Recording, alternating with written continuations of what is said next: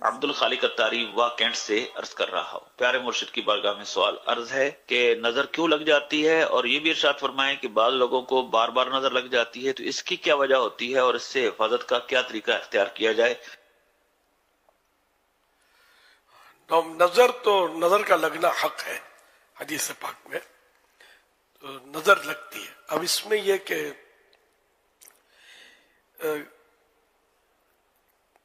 کل ذی نعمت محسود، ایک تو حدیث پاک ہے کہ جس کو کوئی نعمت حاصل ہوتی ہے، صاحب نعمت، وہ حسد کیا جاتا ہے، یہ تو حدیث پاک ہے۔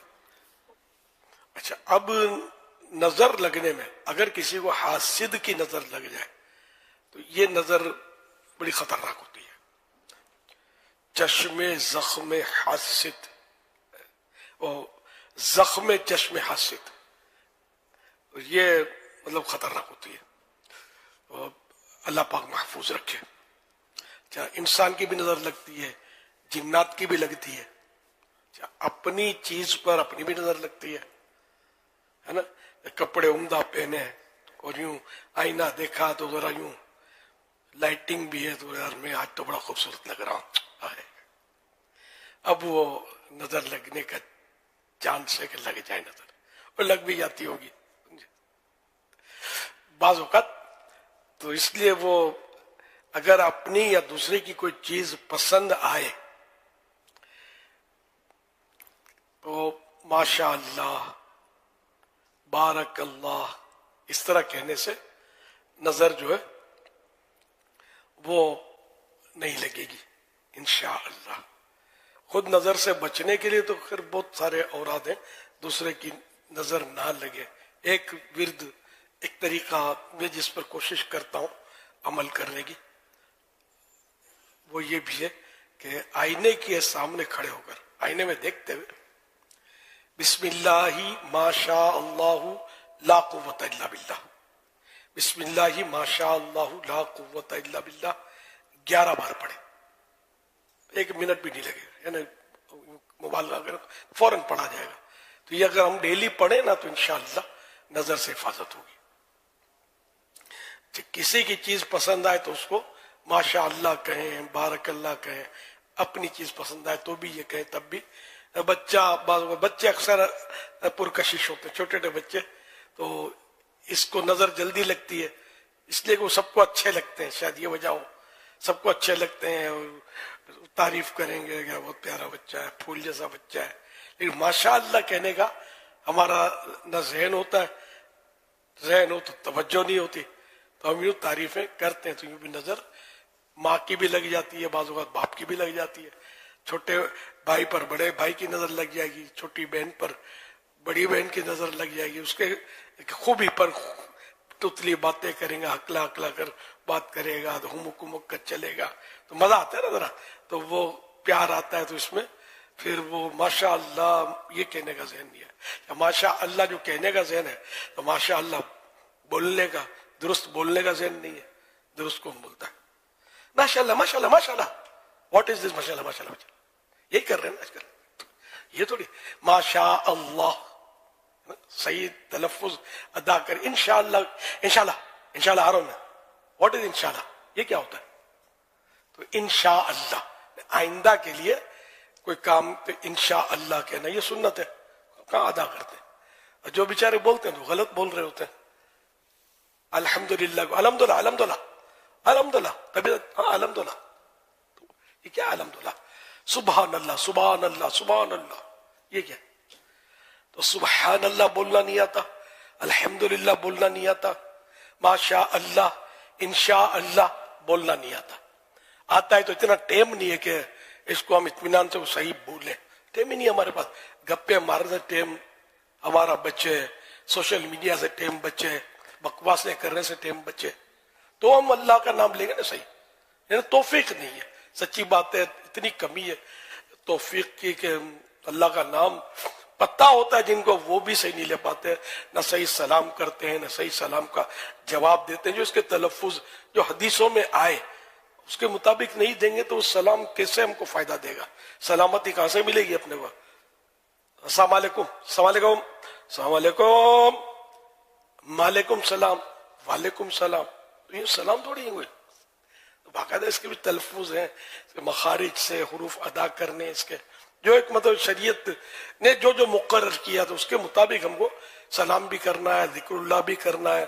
वही तिलावत का हाल है, सूरतुल फातिहा पढ़ेंगे तो अगर 4 आदमी के सामने पढ़ेंगे ना तो कुछ संभल के बंदा पढ़ेगा, यानी उसमें कम गलतियां करेगा। सही तो जिसको अल्लाह तौफीक दे। इसलिए मैं क्या करता हूँ, जो कुरान करीम का कारी है ना, मैं उस पर रश्क करता हूँ कि यार ये बंदा है कि जिसको कुरान पढ़ना आता है। वरना यकीन मानने कि अगर मैं कहूँ ना कि 1000 में से 999 विकेटें गिरी पड़ी हैं तो हो सकता है कि चले, मेरे समझ में नहीं आएगा आपको यार ये क्या हमको आता नहीं है। ये तो किसी कारी साहब के सामने आप जानू तलम्मुस तय करेंगे और उसको सुनाएंगे तो पता चलेगा ना आपको कुरान आता है कि नहीं आता। अरे भाई आऊज़ो नहीं आती, बिस्मिल्लाह पढ़ना आपको आती नहीं है, क्या बातें करते हो कि हम बचपन से पढ़ते हैं। हालत तो यही ना, बचपन से पढ़ रहे हैं लेकिन पढ़ना नहीं आता। और गुस्सा आ जाए अगर कोई बोले कि आप गलत पढ़ते हैं तो लड़ाई हो जाए, ये कैसी बात करते हो यार, बचपन से पढ़ते हैं। तो इसलिए गुस्सा करने के बजाय किसी पर, अपने नफ्स पर गुस्सा करे कि नफ्स ने बेवकूफ बना रखा है, शैतान ने बावला कर दिया है, खुश फहमी में मुब्तला कर दिया कि मुझे सब कुछ आता है। अरे आपको कुछ भी नहीं आता है। जब तक किसी को उस्ताद नहीं बनाओगे समझनी पड़ेगी आता है कि नहीं आता है। माफ कीजिएगा, ये इस्लाह के लिए मैं इस तरह की बोलता रहता हूँ बातें। अल्हम्दुलिल्लाह बहुत को समझ में आ भी जाती होगी कि यार वाकई हमें अपनी इस्लाह करनी चाहिए, खुशफहमी में नहीं रहना चाहिए। उस्ताद किसको बनाए भी समझने की बात है। ये नहीं अपने ही भाई को उस्ताद बना लिया, अपने जैसे को यानी। तो एक हमारी गुजराती में कहावत है, आओ भाई हरखा अपने भी उसरखा, दोनों एक ही से है और दोनों अंधेरे में डांग कूटते होंगे। क्या कौन किसकी इस्लाह करेगा? किसी आलिम दीन को, किसी मुफ्ती साहब को मतलब यानी कि मिन्नतें करके उनको राजी करके उनसे 12 मिनट लेकर कुछ अपने सुनाए आदमी सीखे। कुरान दुरुस्त करना, कारी साहब हो, खाली डंडी वाले काफ का कारी साहब नहीं हो, कारी साहिब, कारी हो कुरान का कारी, तो वो दुरुस्त करेगा, आपकी गलतियां बताएंगे। खैर अपने यहाँ तो माशाल्लाह निजाम बना हुआ है और इमामत कोर्स भी करवाए जाते हैं और टेस्ट भी लिए जाते हैं। समझ कुरान करीम आप नमाज सुना दो, सब कुछ कर दो। अल्लाह की रहमत से दावत इस्लामी में ये निजाम कम से कम फैजान मदीना में, और यहाँ तो है और भी अपने शहरों में ये निजाम मिलेगा आपको कि ज्यादा दुश्वार नहीं है। आप अपने आप को सही करने वाले बने तो सही करने वाले मौजूद हैं। सल्लु अलल हबीब सल्लल्लाहु अलैहि मुहम्मद। माह काफिला में अगर सफर हो जाए, जो भी सीखना चाहें, आप क्या मशवरा देंगे? मदनी काफिले में, मदनी काफिले में अब तो लफ्ज मदनी भी उस दिन बात हुई थी ना कि मदनी काफिले में लोग शायद समझते होंगे कि मदीने जा रहे हैं। तो अगर हम भी मदनी काफिले में सफर करें तो काफिले में सुन्नत सीखने सिखाने के काफिले में सफर करें तो इंशाअल्लाहुल करीम इसमें भी कोई अगर अच्छे कारी साहब मिल गए काफिले के मुसाफिर, तो उसकी सोबत से भी अपनी तरकीब बना सकेंगे। लेकिन जाहिर इसमें ये नहीं कह सकता कि आप मदनी काफिले में जाएंगे तो जीनतुल कुर्रा बन के लौटेंगे, समझे? क्योंकि वो जाहिर है कि वहां इस तरह का कि कोई हर काफिले में कोई कारी का इंतजाम हो, ऐसा नहीं होता। खुशकिस्मती से मिल सकता है लेकिन उसमें जज्बा मिलता है और बहुत कुछ अपने इस्लाह बातिन का सामान होता है, नमाज के मसले सीखने को मिलते हैं, बहुत कुछ सीखने को मिलता है। तो मदनी काफिले में सफर करें और मदरसतुल मदीना बालिगान जो रात को आमतौर पे होते हैं ईशा के बाद, कोई पाई पैसा तो लिया नहीं जाता, उसमें भी अपना कुरान आप दुरुस्त कर सकते हैं, उसमें दाखिल हो जाए, कोई फीस नहीं ली जाएगी आपसे और कोई 40 मिनट का गालिबन वो मदरसा होता है, ज्यादा टाइम भी उसमें नहीं लगता। दिन के काम धंधे से फारिग होकर ये रात को ईशा के बाद ज्यादातर ये टाइम होता है।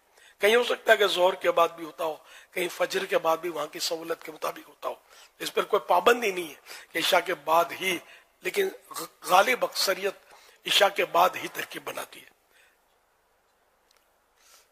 सल्लु अलल हबीब सल्लल्लाहु अलैहि मुहम्मद।